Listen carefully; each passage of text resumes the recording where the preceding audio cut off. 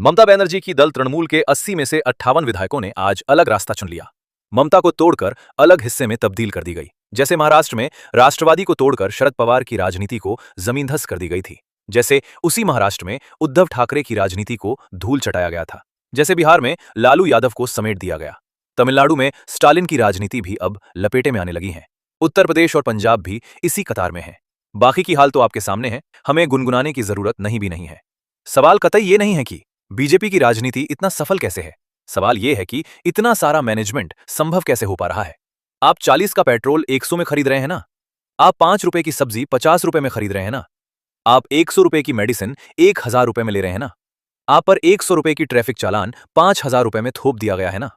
100 रुपए की यातायात अब 1000 रुपए में होने लगी है कि नहीं।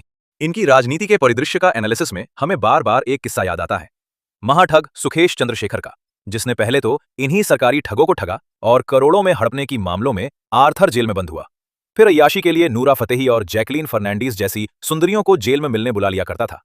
उसका फॉर्मूला था, हर चीज की कीमत होती है और आप अगर कीमत चुकाने की दम रखते हैं तो दुनिया आपके सामने दुम हिलाती नजर आएंगी।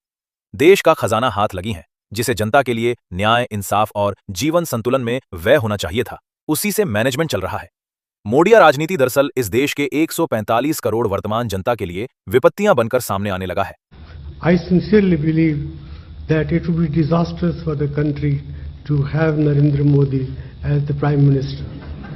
और 190 करोड़ भविष्य जनता के लिए अंधकार युग यानी भुखमरी, बेरोजगारी और दुर्दशाग्रस्त जीवन में तब्दील होगा।